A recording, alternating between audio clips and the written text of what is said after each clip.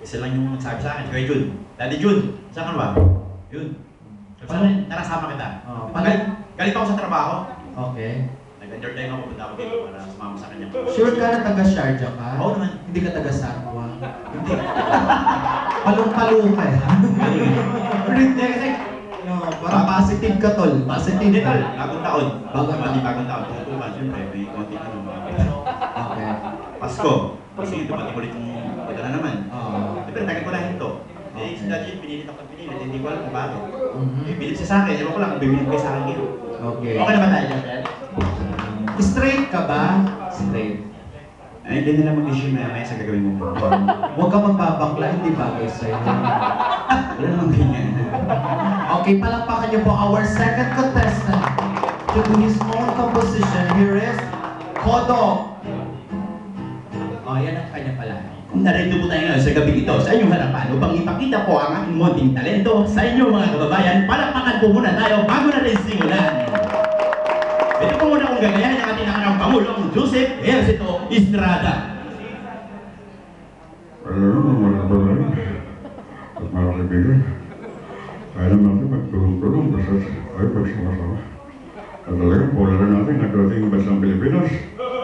Alam mo mga tol, salamat at tayo nagkaroon ng pagkakataon. Magkaisa at salamat din sa mga taong sumuporta at kahit naman ako'y nakulong sa wakas at ako rin nakamaya. Thank you at maraming salamat po. Tulfo. Nang may tumawag sa aming himpilan, nang may dumanong marumadong pag-alagala sa may bandang Quezon na Avenue. Nang pinuntahan ko, kasama ko ang aking agent at ang aking mga kameraman. Nakita at naunan agad ang aking kameraman ang marumado. Kaya ang loko ngayon, humihimas na ng malamig na rehas. Kaya kung kayo may nakita ganitong klaseng kaso, huwag kayo mag-agtibiling itawag, hindi kayo sumong nyo. Hindi, tulpo. Attorney Season.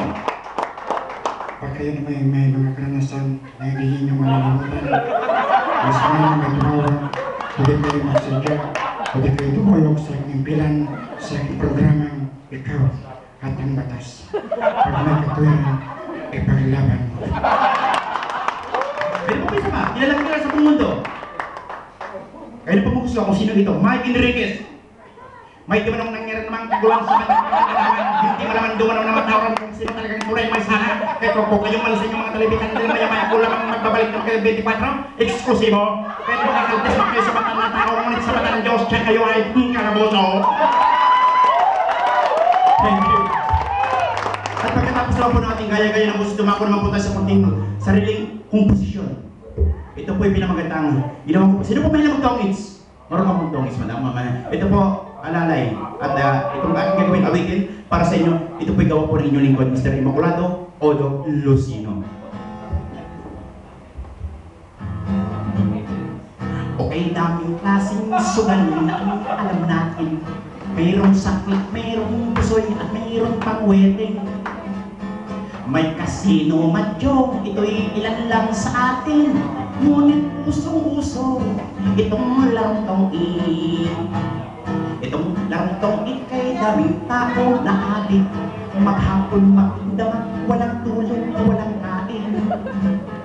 Kay dami ding pamilya, dito ang nabuwisit. Dahil sa sobrang hilig, nagkalindik-lindik. Dahil sa tongit, pamilya'y nadawit. Nagkasabit-sabit, nagkasalak-salak ang gamit. Dahil sa tongit, sa matalim ay umapit. At sa sobrang gipit, si babae nangalabit. Itong kumpare ko sa tongit din nawiwili. Pagmulat ng mata sa tongitan mo makikita. Kaya asawa niya ay galit na sa kanya. Ayaw nang magtrabaho, kay misis pa'y galing. Ito pa po, isa pa. Mayroong ibang nanay, pati anak nila'y bitbit. Imbis na magluto, tongit ang siya iniisip. Natapos na pala ang dumidiring pasilin. Hindi niya napansin, anong dede niya ay nakalawin. Dahil sa tongit, pamilya niya ay nadawit. Nagkasabit-sabit, nagkasala-sala ang gamit. Dahil sa tongit, sa matalim ilalim ay kumapit at sa sobrang gipit si babae ng pagawin. Dahil sa tonggit, pamilya'y nadawit